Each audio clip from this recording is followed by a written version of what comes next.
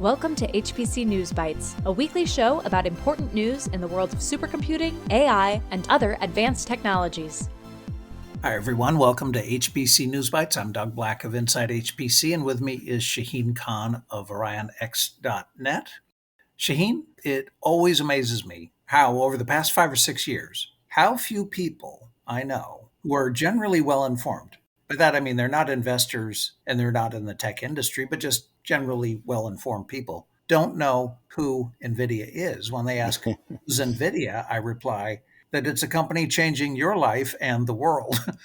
I bring this up because the Wall Street Journal ran a piece last week about ASML and their EUV machines, EUV standing for extreme ultraviolet lithography, the machines used by TSMC, Intel, Samsung, and other chip manufacturers to produce the most advanced CPUs and GPUs designed by NVIDIA, AMD, and Intel that are powering HPC and AI. The journal characterized ASML as the maker of, quote, the most indispensable machine in the world, the one tool responsible for all the tech in your life, adding, quote, it's made by a company you've never heard of.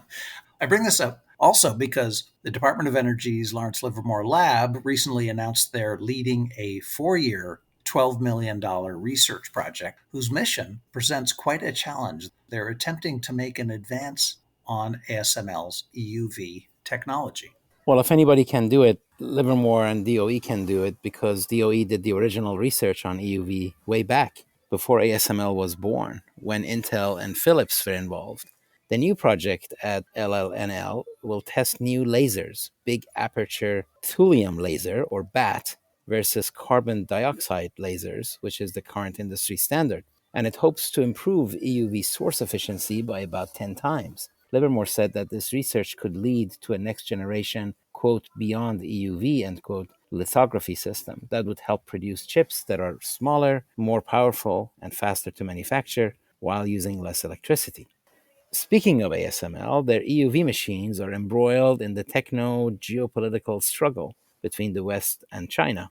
ASML machines have been banned for export to the PRC, along with, of course, NVIDIA's most advanced GPUs. But The Information and Data Center Dynamics, two publications, reported last week that ByteDance, the parent company of no less a controversial Chinese company than TikTok, may be about to invest $7 billion to access Blackwell chips outside of China. This would make ByteDance one of NVIDIA's biggest global customers. The move by ByteDance is something other Chinese tech companies have done as well, i.e., taking their computing outside China. Last June, The Information reported that ByteDance was renting NVIDIA's best chips from Oracle for AI computing. Now, ByteDance is in discussions with data center operators in regions including Southeast Asia about gaining access to Blackwell chips when they become available in 2025. Renting advanced GPUs is not a violation of sanction laws. Data Center Dynamics reports that the Biden administration is contemplating capping exports of advanced AI chips to certain countries, including the UAE and Saudi Arabia, to further reduce the ability of Chinese companies to access AI chips. Even as we hear comments that AI ROI may be lagging behind expectations and that the coming year is a proving ground for AI payback, we also see big tech companies pouring incredible sums into AI chips and infrastructure. In a blog post last week, Microsoft Vice Chair and President Brad Smith said that in 2025, Microsoft is on track to invest about $80 billion to build out AI-enabled data centers around the world, more than half of which will be in the US. It's a staggering sum that includes data centers, power, cooling, system build-out, etc. And it highlights the confidence that the big cloud providers have in their global growth and in their ability to navigate risks in case the AI business slows down, especially with provisioning power and cooling. The investment is part of a larger three-part Microsoft strategy that also includes the development of what they called skilling programs to support more broad AI adoption. And for the third aspect, exporting American AI to, quote, our allies and friends, bolstering our domestic economy and ensuring that other countries benefit from AI advancements, end quote.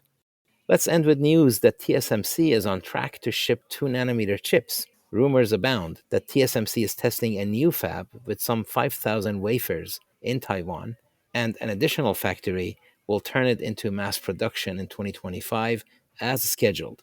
Other rumors have it that by the end of 2025, TSMC will be hitting 50,000 wafers per month and 120,000 by the end of 2026. We have to assume these will be replicated in the US after completion of their fabs in Arizona and other locations. All right, that's it for this episode. Thank you for being with us. HPC News Bytes is a production of Orion X in association with Inside HPC. Shaheen Khan and Doug Black host the show.